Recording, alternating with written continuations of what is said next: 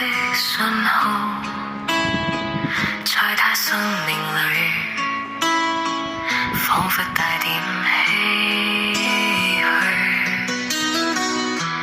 黑色肌膚給他的意義是一生奉獻，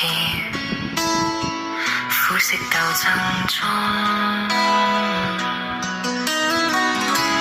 年月把擁有變做失去，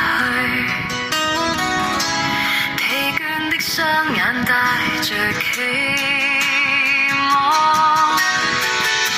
今天只有殘留的軀殼，延接光輝歲月，風雨中抱緊自由，一生經過彷徨的掙扎，自信可改變未來，問誰又能做到？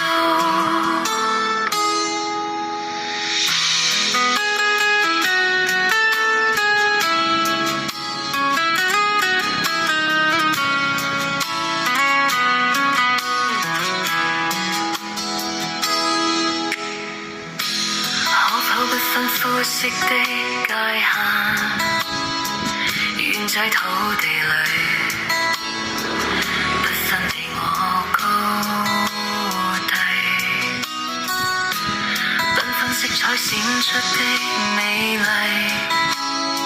是因它沒有分開每種色彩。年月把擁有變做失去，疲倦的雙眼帶着期